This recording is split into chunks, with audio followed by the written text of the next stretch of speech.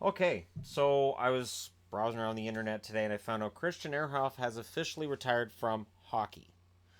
He hasn't played in the NHL in 2 years, but he retired in Germany. He considers his career finished. And it's an interesting career to say the least. It is.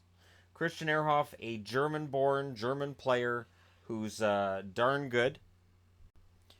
Um, Ehrhoff's a guy that, kind of came into the NHL unheralded. He had some good runs, and I'm going to get into that.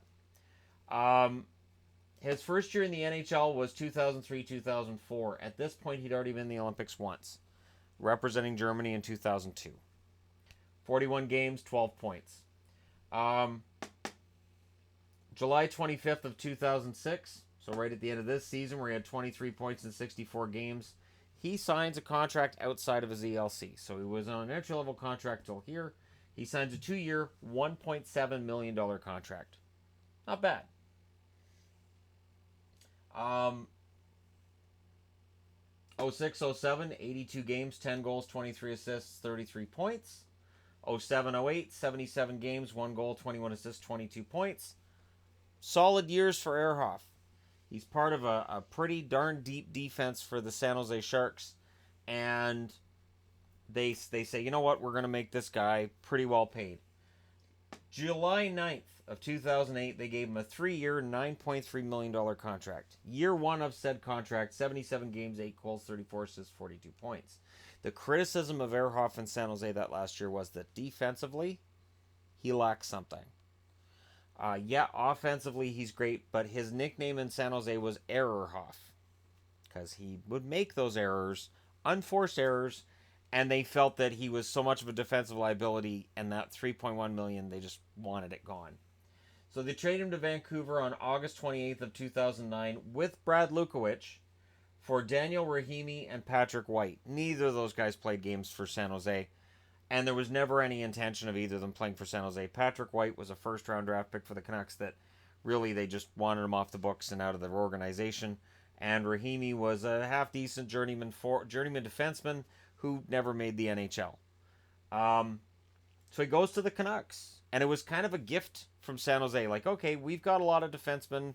We feel this one hurts us, so just take this kid. First year in Vancouver, 09-10, 80 games played, 14 goals, 30 assists, 44 points. Hence the reason I'm wearing Vancouver gear for this video. He didn't play as long in Vancouver as he did for San Jose or as long as he did for Buffalo, but his years in Vancouver were the best ones. And coming out of this year with 14 goals, he was the best offensive option for the Canucks on a blue line that really needed it. 2010-2011, this was the year they finished first. This was the year they went to the Stanley Cup final. Ehrhoff, 79 games played, 14 goals, 36 assists, 50 points. Now, you can have a conversation with Canucks fans and get two completely different opinions about how Ehrhoff was in 10-11. Either he was a really explosive defenseman capable of scoring goals on the rush, or he was a terrible defenseman in his own end, and in the playoffs he was exposed as wishy-washy. He had really bad defensive numbers in that playoff. I would remind Canuck fans that many Canucks did. But what happened was he had the 50 points. He's coming out of that 3-year deal at $9.3 million. Boy wants to get paid. The Canucks offered him a 5-year, I think it's 5-year, $23 million deal. The same one that Kevin Bieksa accepted. And Ehrhoff said no. His rights are traded on June 27th, 2011 to the New York Islanders for a 2012 fourth-round pick. Garth Snow is rumored to have offered a deal of much richer amounts than the Canucks were offering, and Ehrhoff said, no, we're not interested. Ehrhoff signs 11-12 on June 30th of 2011. He signs a 10-year, $40 million contract with the Buffalo Sabres. And it was really heavily weighted for those first couple of years. He had a big signing bonus. He had big money. And it was meant so that it would tail off after the first few years to bring the cap hit down to $4 million. But really it was structured so that he would play the first 5 years of the contract. This was the same summer that Buffalo signed Ville Leno. And Buffalo fans can remember that as a big mistake, but I happen to have a magazine here of 11-12. And let's go ahead and see how the Pooler's Guide, which is meant for, how we see guys are going to do in the pool world. 2011-12 outlook. Unlike previous off seasons, the Sabres didn't lose many players on the free agent market. Tip of the cap goes to new owner Terry Pegula, who hasn't been afraid to spend some bucks to improve the Sabres. This allowed general manager Darcy Regier to sign long-term deals with defenseman Christian Ehrhoff and forward Ville Leno, two of the more sought-after free agents, and they were. Ville Leno, while this contract was a mistake, so was Ehrhoff's. There were a lot of teams willing to make same mistakes. And then there was a trade with the Calgary Flames to land defenseman Robin Regier. With the addition of Ehrhoff and Regier, the Sabres now have one of the top defense corps in the Eastern Conference, a unit that is complemented by Tyler Myers, Jordan Leopold, Marc-Andre Gregnani, Andre Sekera, Mike Weber, and Shane Morrison. This should be of major benefit to goaltender Ryan Miller, who too often had to win games single-handedly in recent years. Ehrhoff, Myers, and rookie Gregnani are three offensive-oriented defensemen who should be able to feed the Sabres' top forwards. Derek Roy, Thomas Vanek, Ville Leno, Jason Pominville, Brad Boyes, Drew Stafford, and Tyler Ennis. Overall, that's a pretty impressive group, especially since speed is the main strength of many of these players.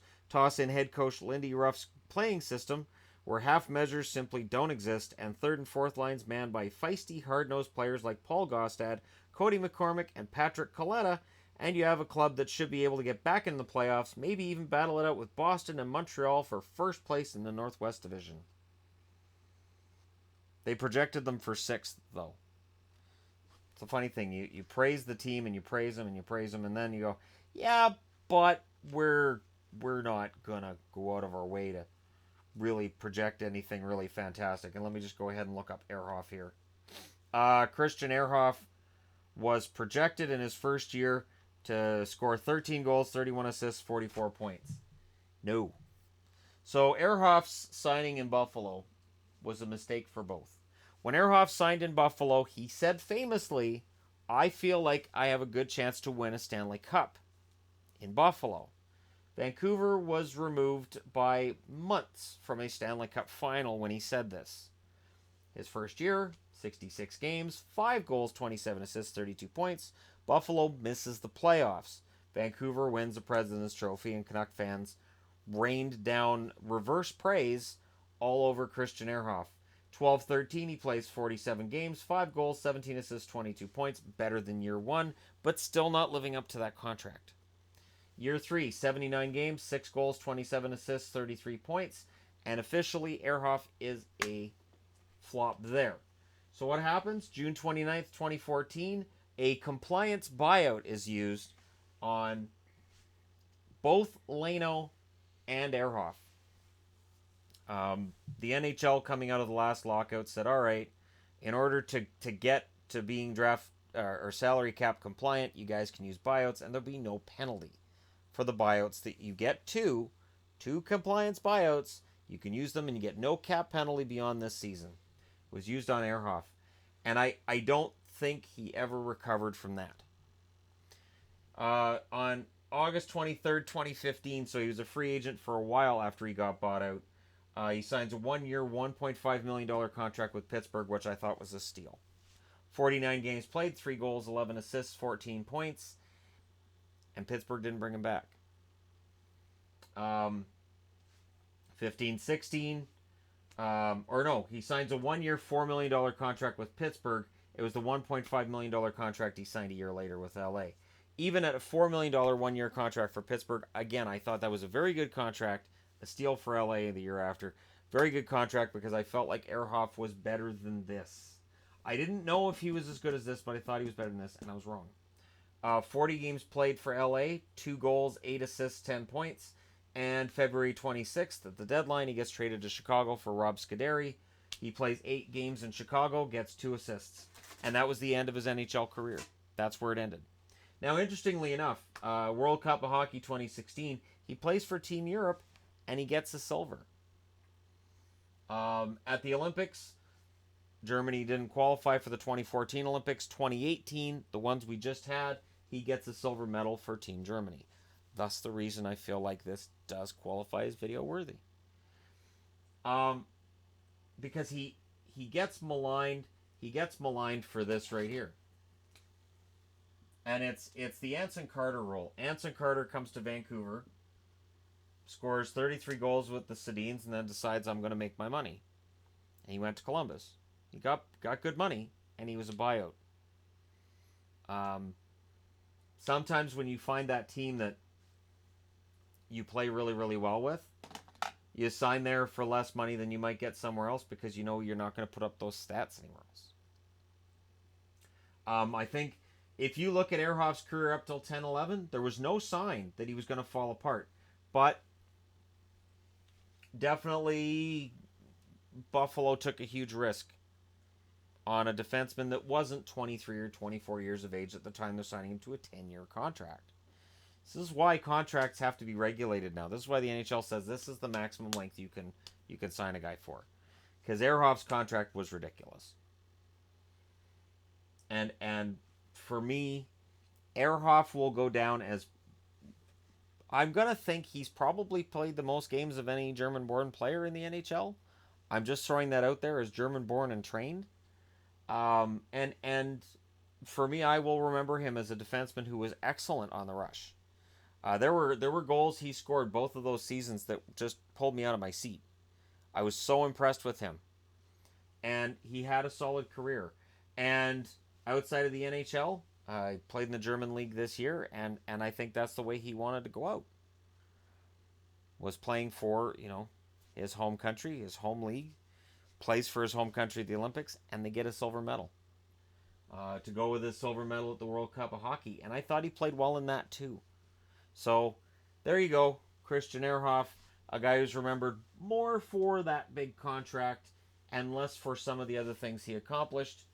Internationally, he accomplished plenty, but he still, to me, qualifies as being worthy because I have a soft spot for the guy. I always thought, well, maybe Vancouver could bring him back and just try it. Just give him a tryout, and it never happened, and I'm not sure why. But anyways, let me know what you guys think in the comment section below. Don't forget to hit like and subscribe if you're browsing your way through. You just happen upon this video. And, it's a career that I don't think we're going to see a lot of videos for. We're not going to see a tribute on TSN or Sportsnet for it. But, to me, it's worthy of discussion. Let me know your thoughts, and I'll talk to you again soon.